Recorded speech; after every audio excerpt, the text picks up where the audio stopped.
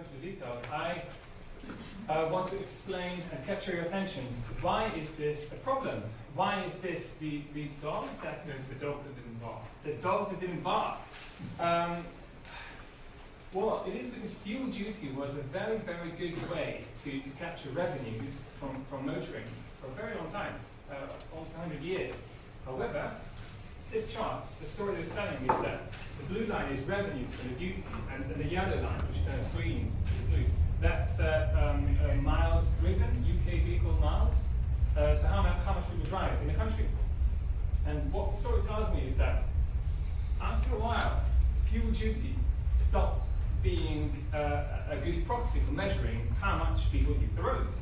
There's various reasons for that, but that's the story. And that's the amount of money that the Treasury is losing every day while nothing happens. So while that might be not much concern to you as possible car owners and taxpayers, it is a great concern to me because I work in this industry. So if I was in a lose this funding over 5 years, then I might be out of a job and I have to search for a different one, which again might be challenging. So this is essentially a diagram that we came up with. What can the government do to fix this problem? It's losing money. No one likes to lose money. So it can either do nothing and let the budget deficit grow, which is, I think, is unsustainable and unfair to future generations, to our children, because that means that they will receive less services from the NHS, various benefits, and they might be worse off in various ways.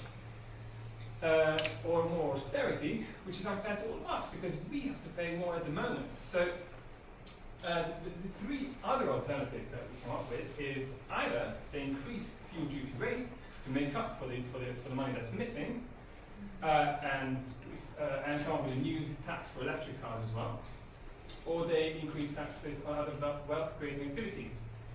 Now, I thought neither of those was a viable option because the latter is because motoring has some externalities, which, as an economist, I think externalities is a fancy word for bad consequences that aren't captured in the cost of doing the activity.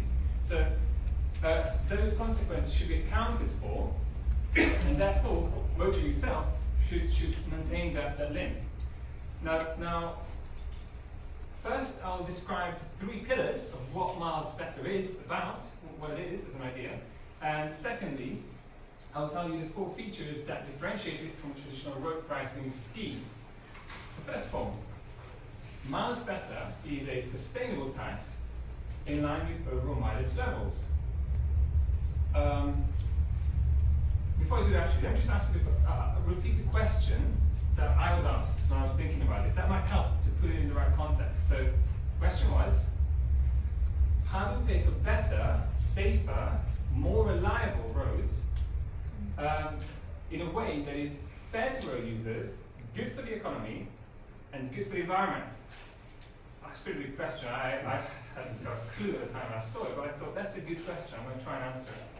And this is the answer. So, and this isn't original. Many people have said, like I said before, that we need a new kind of tax, a new form of paying for this stuff. And I thought the secret was in restoring that direct relationship between how much people drive as a measure of road use. And this is the formula that I came up with as a fair and sustainable formula. So you know it's the three principles of sustainability, which I've no doubt Sustrans knows all about, and also I'm sure many of you who came to the event. So it captures the annual mileage, which is a social sustainability in the sense that it kind of measures how much I contribute to congestion.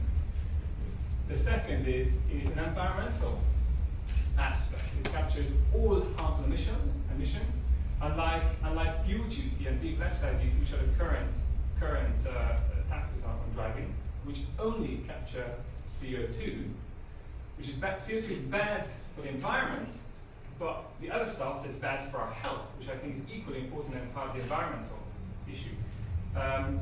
Third, financial. This might be somewhat controversial and debated later on.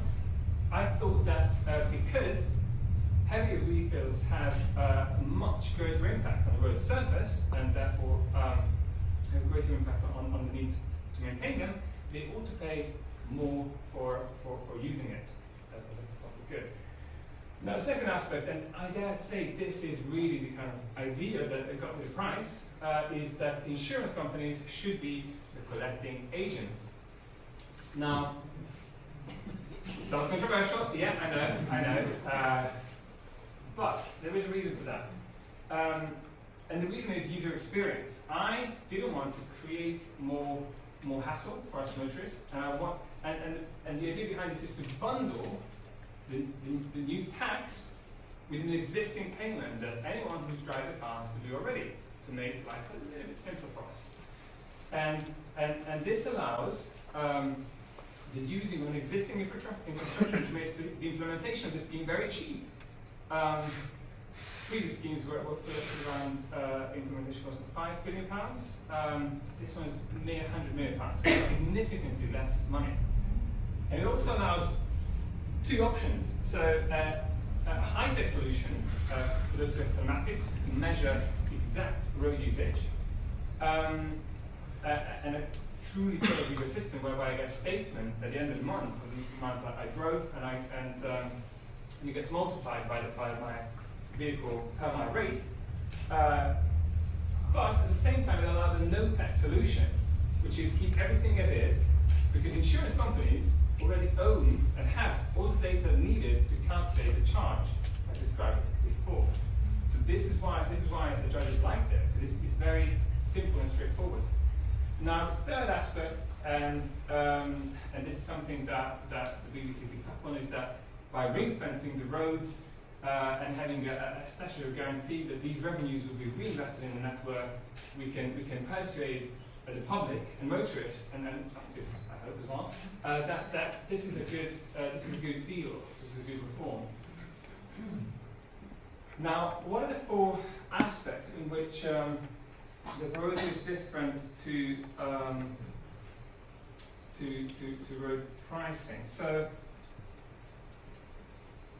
you might not like this, but it is in road pricing technically, because it doesn't differentiate when and where people drive. It merely captures how much people drive.